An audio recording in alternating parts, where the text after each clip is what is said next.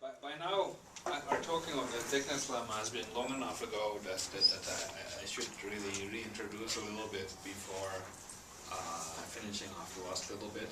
Not just for you, also for me, because if I were at this point to just try and start and prove the last little thing, then we would all regret it.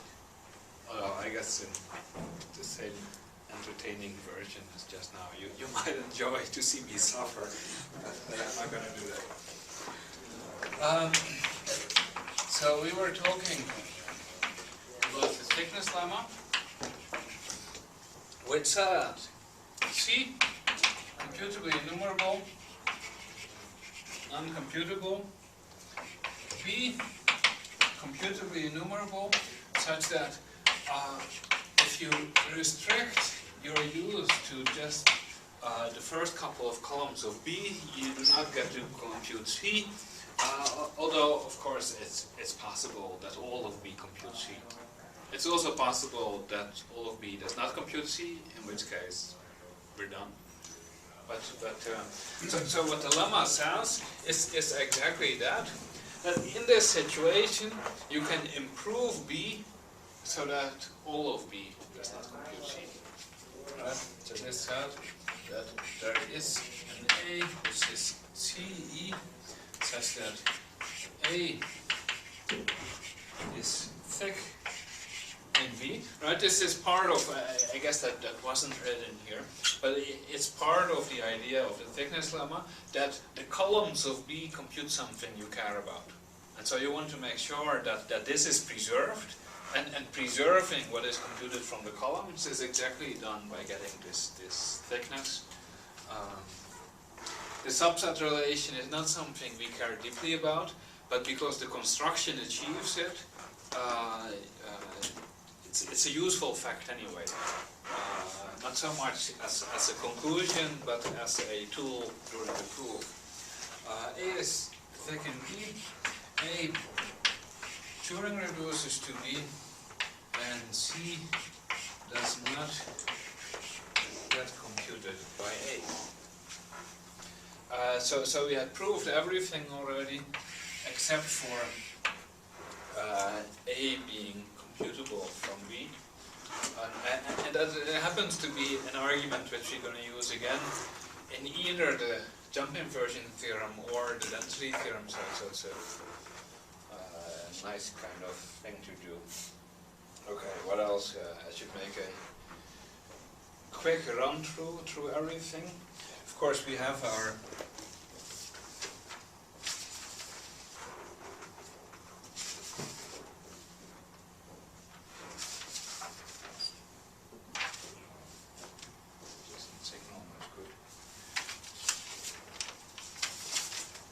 So what have we already shown?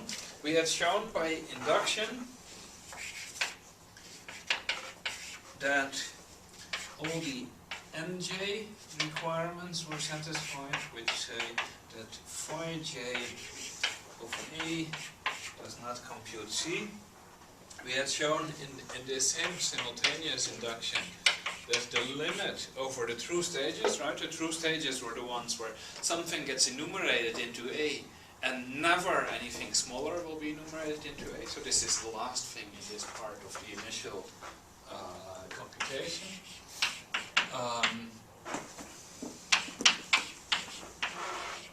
Right, so this sounds exactly that the restraints we had, and remember these restraints were the maximum of the restraints for the higher priority requirements.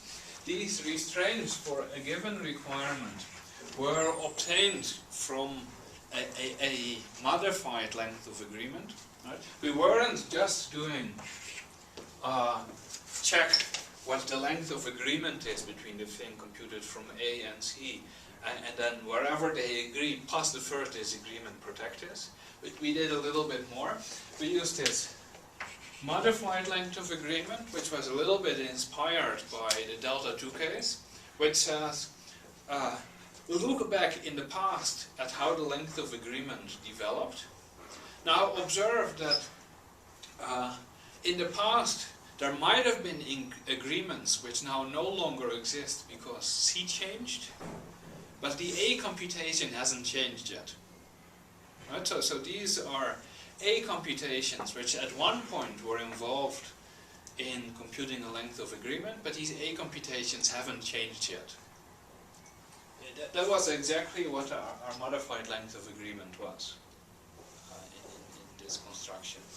Look back, see what the length of agreement at one point was, and whenever computations have not changed from that, you protect them. Right? You protect them because these is the maximum of all uses of all these computations that at one point were correct. And the trick was that we pretended all our computations were head computations, which means that anything which computes at a true stage forever computes, right? How did we formulate it? Any apparent computation at a true stage is a true computation. And that meant, in particular, this is sort of the key thing that follows from it, that we get these monotonicity properties.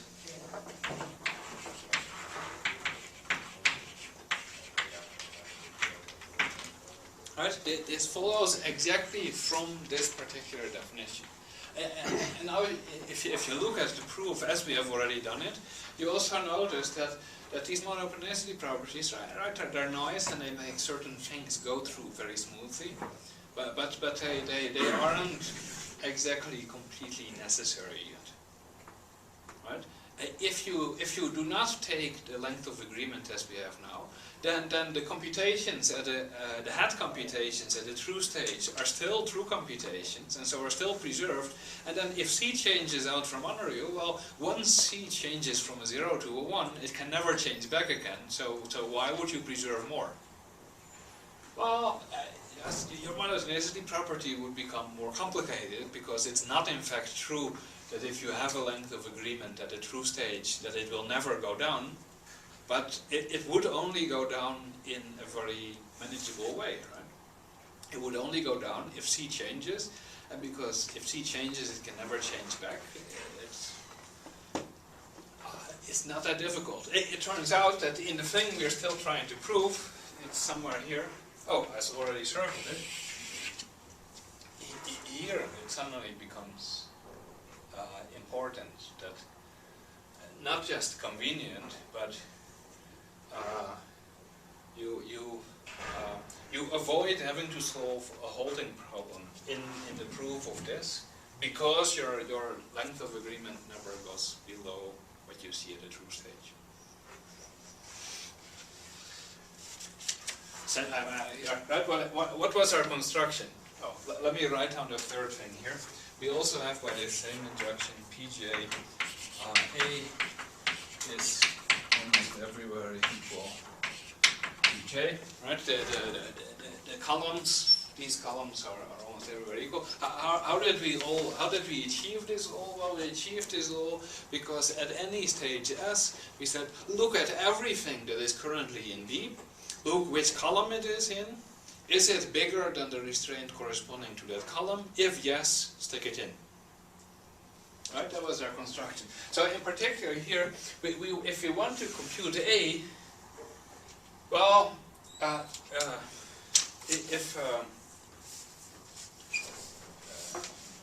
gonna say, let these get out of order. Well, I know how it happens, but.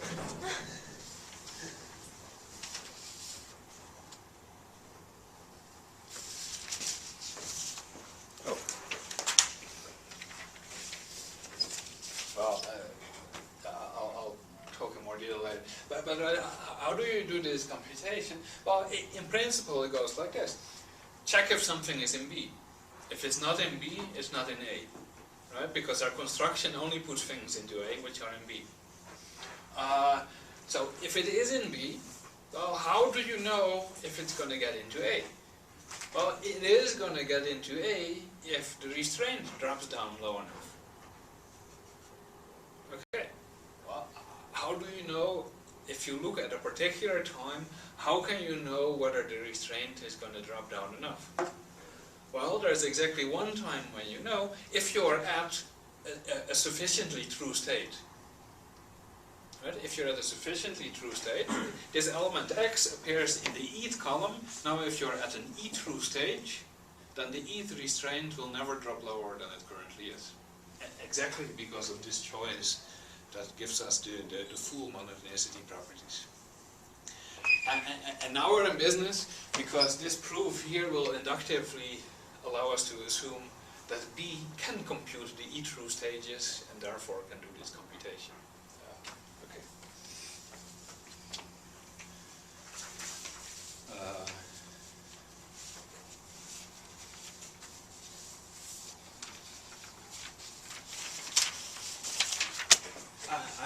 I'm happy with all of this again to get ready to finally prove the last little bit. Everybody else too?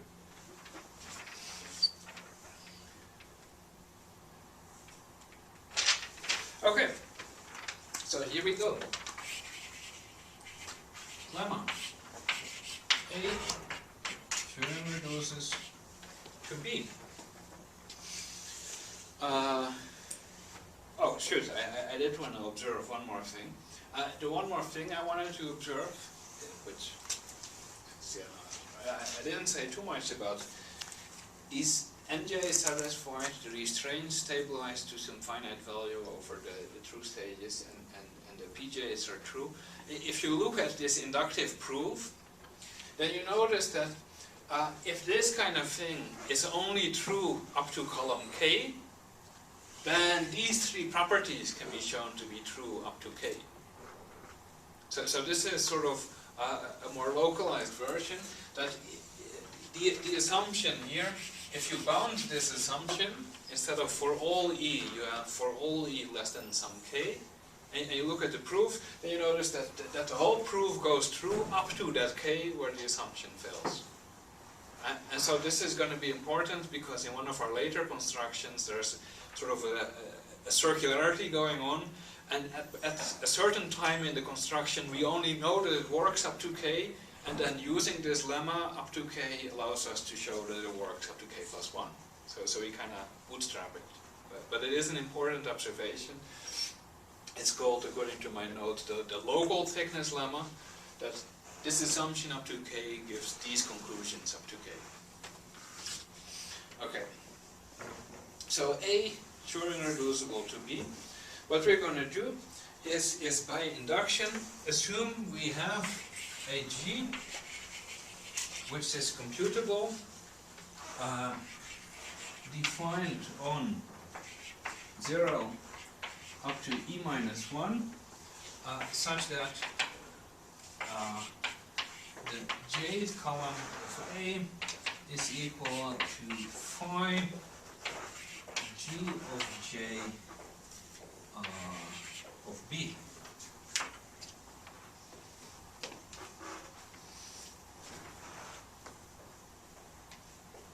Right. So essentially, what we're doing in this lemma is to show that there is a computable function which allows you to compute an index for the jth column for computing from B. And as soon as you have this computable function, then from it, of course, all of A is computable from B, because I give you an x, you try to decide, is this x in A? Well, first you look at which column is it in, using which column it is in this function G, you compute the index, and then you use the corresponding reduction in this location. So this is a nice way to approach the question. Okay, what do we get from this? Assuming G has been defined this far already, well, it shows you that in particular you can compute the first E columns of A from B, right? By exactly the same argument. So this shows that the first E columns of A are Turing computable from B. Right, and notice that this is not done Right? This sort of conclusion could be true in a useless way. A useless way would mean if for this particular E you have to do very special funny things for this particular E in order to get this reduction. But that's not true, because what we have is we have this function, which now in the lemma we're going to extend to E, and so you have this one computable function, and in a very uniform way for every E you obtain this reduction from it. So that means that if you're in this lemma or in this construction, you can assume you have this reduction in hand as opposed to having to have it magically given to you. Right? Being Turing reducible means there exists a reduction, but it doesn't just exist, you have it in your hands, right? Computably. But as soon as you know the final result of A, right, then you're in business, because the E through stages are Turing equivalent to the first E columns of A. Right? If you know what A is going to look like in the end, then you can compute, and at any point in time check whether the current enumeration is correct up to the right initial segment. Right? We don't actually need it both ways, but it's true both ways. So this means that the true stages are Turing reducible to B, and again, all of this is not just there exists a Turing reduction, but you have it in hand.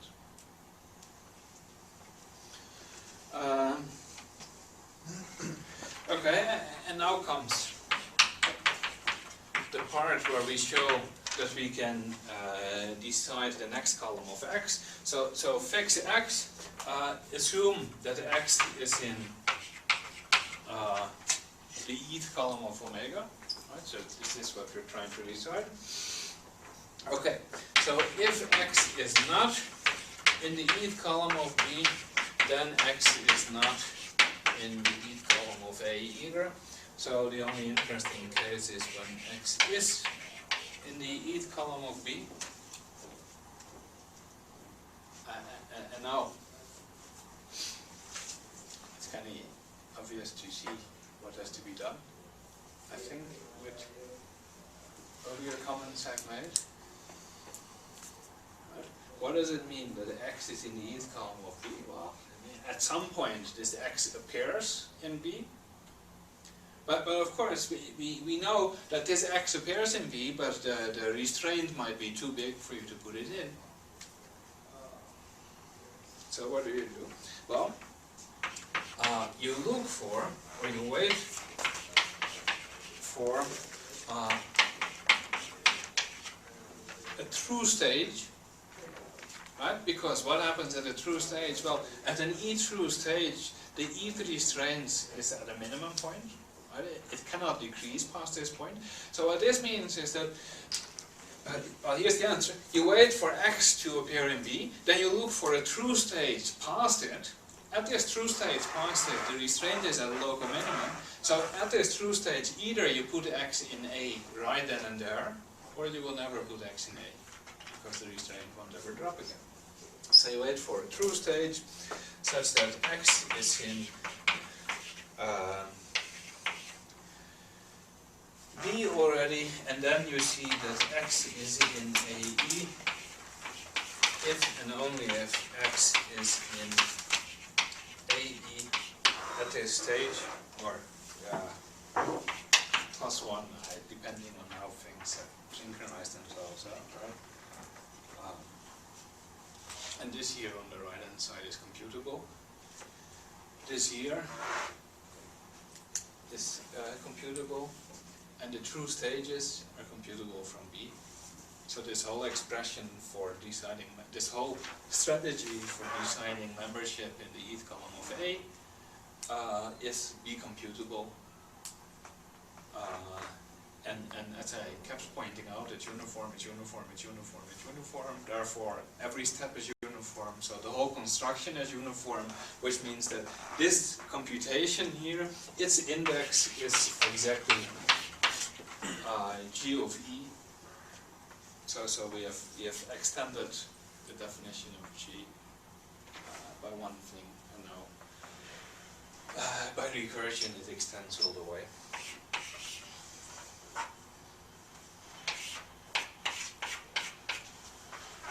Right, and notice that here really, right, I have not worked through all the details of the whole proof, but in all other places, the exact form of our restraints and the exact monotonicity properties are sometimes convenient but not really necessary. But if you don't have it here, then you'd have to answer the question, well, will the restraint ever drop down further?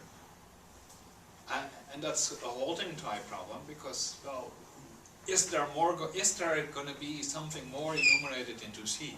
Well, you don't know if something more is going to be enumerated into C. That's outside of your control, and you don't know. Can you go over the beginning part about... Which beginning part? So you said G is computable. Where do we get the first G, like defined on just 0? No. The first G is computable defined on nothing. Mm-hmm. Then from this G being computable defined on nothing, by this strategy you get G of 0 on the first column. Right? This is the standard trick to avoid having to deal with a base case. Okay.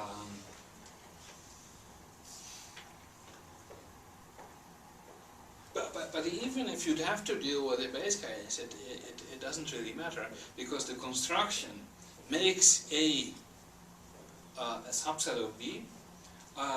We have already shown that the zeroth column of A is almost equal to the zeroth column of B. So you could even make G0 a not uniformly found index. Right? If you desperately want a base case in here, then you can just choose a computation that does this. You cannot effectively find it from the information we have. Well, you could, yes, you could find it effectively exactly like this, but you could stick in a separate base case because you know they're equal, right?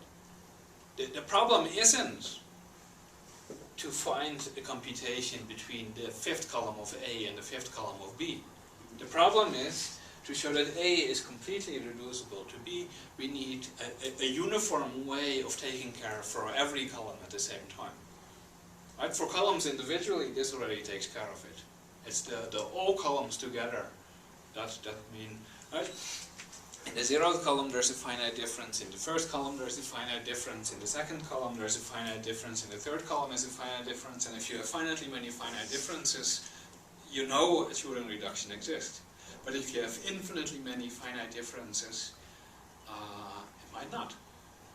Right? It's very easy. Take an arbitrary set B, and now change the set A so that the least element in the column is in there if and only if it's in the halting problem. Well, then you have to solve a halting problem to reduce A to B. Right? And that's the whole trick with this lemma, that yes, per column nothing interesting happens, but because everything here is uniform, it happens for all the columns at the same time.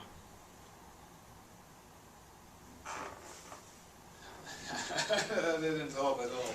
I'm sorry. But the basic problem is, if we have arbitrary A and B, and it is the case that this happens, right? Per column, nothing of interest happens, because they're almost equal, right? Almost equal differences are never interesting for Turing machines, because a Turing machine can be enriched by having a finite table of the exceptional cases. Right? That's why these finite differences are never interesting if you're thinking about Turing computation. You have a Turing machine, you add to it this finite table of differences, and now your Turing machine first asks, check if x is in the finite table. If it is, check what the value is. If it isn't, run the original Turing machine. Right? Therefore, finite differences certainly mean that AE is Turing equivalent to BE. but getting from this assumption in general, it does not follow that A is Turing equivalent to B, because A, right, the zeroed location of the column might exactly be different if the holding problem, if something holds or if it doesn't hold. And then from this you would be able to compute the holding problem, and because you can't compute the holding problem, there shouldn't exist this Turing equivalence.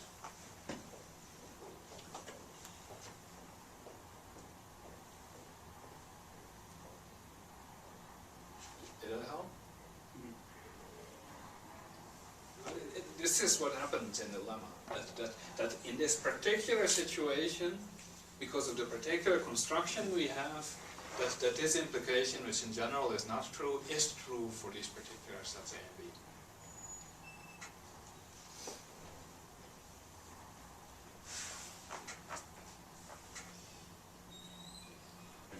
That was your question, right? My question was more, how does it get off the ground? But I answered that too, did I? I think I did. I kind of think you did, yeah. Yes, I did. I said it comes off the ground in two different ways. Either because this also works for the base case, or because for the zeroth column you can just use this. And then of course the zeroth value is not something effectively determined, but it's finitely much information which you can always stick in there and be happy with.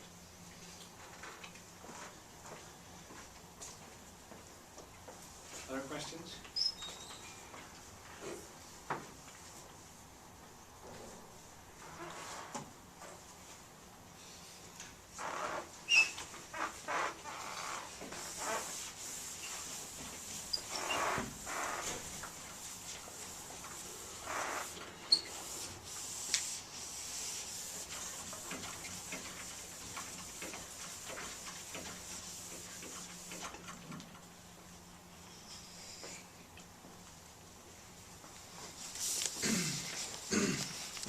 Just quickly at the beginning of lecture, I'll talk about the thickness lemma.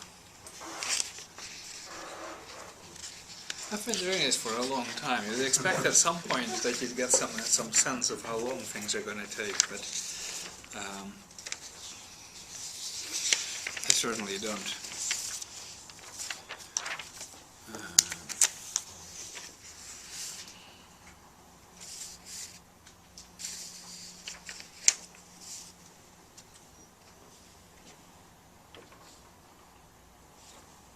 Fortunately, as long as it's not the last lecture, it's not that big a deal.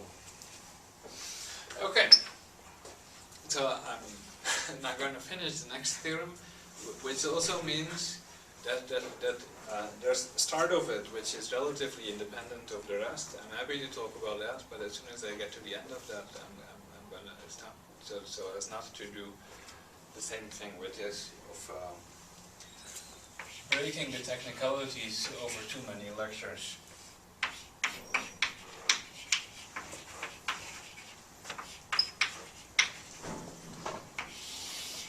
Jump inversion theorem.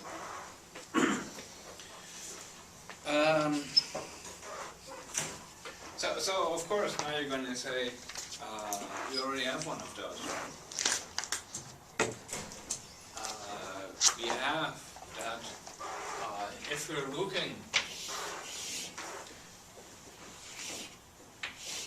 at this picture, here is zero jump, then if I remember the theorem we proved before correctly, then it says anything in this cone has something that jumps to it. Right? Which is kind of as good as you can hope it to get. Well,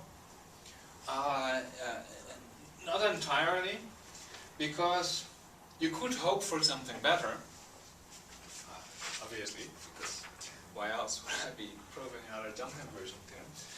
Because there is here is zero double jump, right? The zero double jump is the biggest thing, which is CE in zero jump. So one thing you know is that all of the sets in this area, all of these sets jump into that part.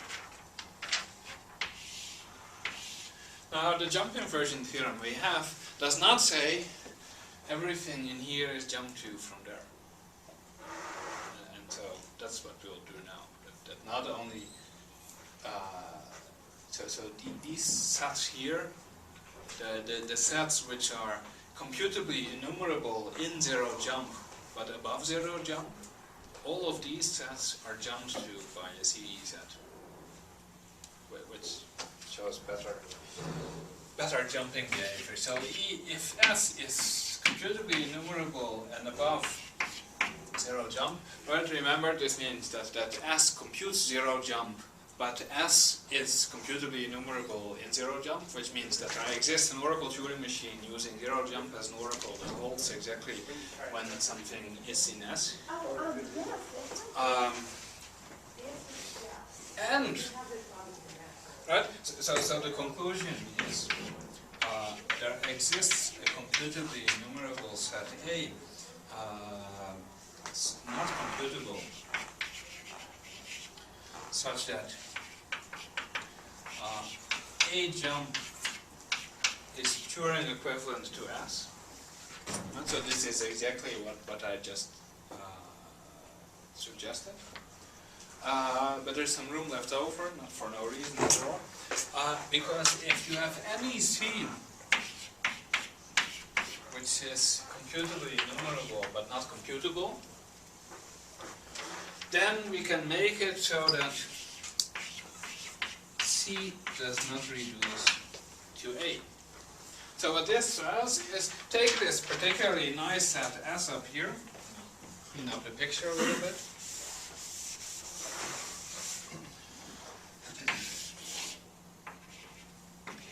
Here is S, here is zero jump, here is C, right? See any computably enumerable set not computable, then C determines this upward cone,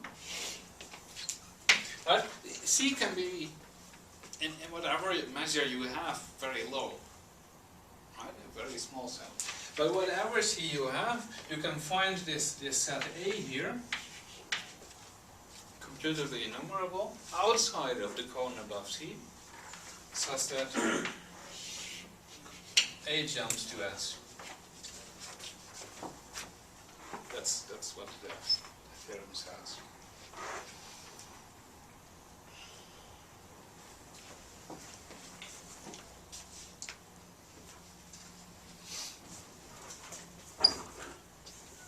Everybody happy with the statement? So it's exactly the theorem as I said it would be. For some nice sets, you can get nicer sets jumping to it. In that sense, it's an improvement of the previous jump inversion theorem. Okay. What do we get? Well, S is computably enumerable in zero jump. Well, what does that tell us? Right. Well, this means that S is pi 3, sigma 5, delta 3.5.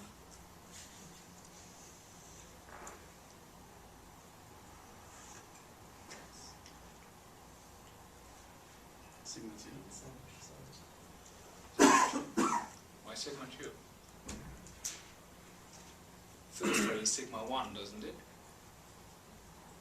Sigma 1 See, CE is like one existential quantifier, and then here you have something that also takes existential quantifiers.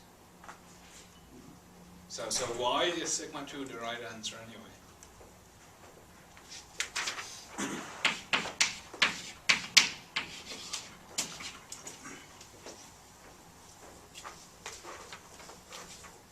Which it is, but I'm just making you remember why, in this case, even though you look at it and you say, CE is an existential quantifier, here's another existential quantifier, two existential quantifiers, well, in all other situations they collapse, right?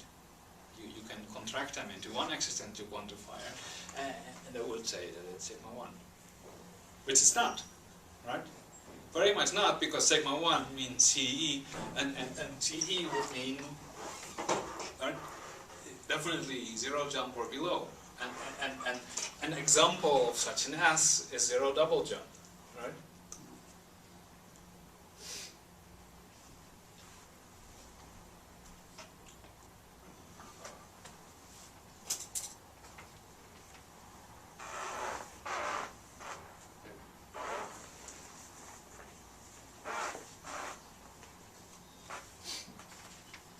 Doesn't this follow from the fact that it's computable? It's computable in 0 jump. Isn't it computable in complement 0 jump? It's not entirely unrelated. But I don't think that quite gives the. If you reflect on that fact, then it should tell you something. But that isn't quite the fact to quote.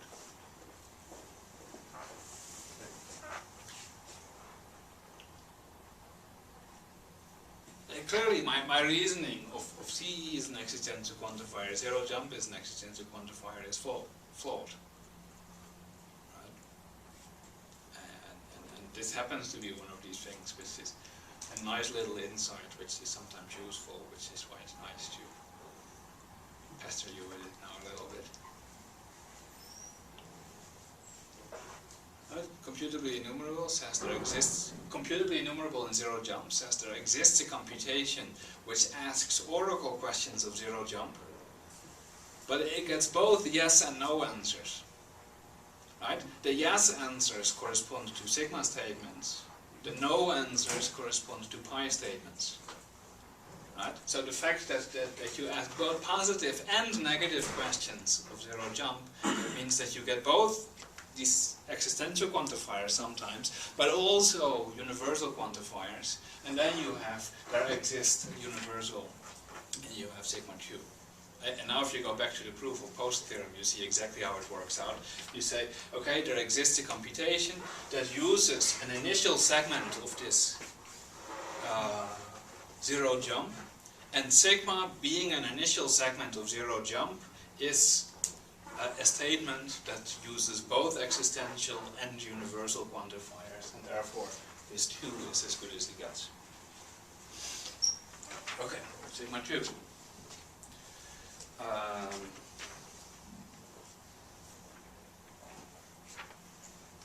just going to leave it at this.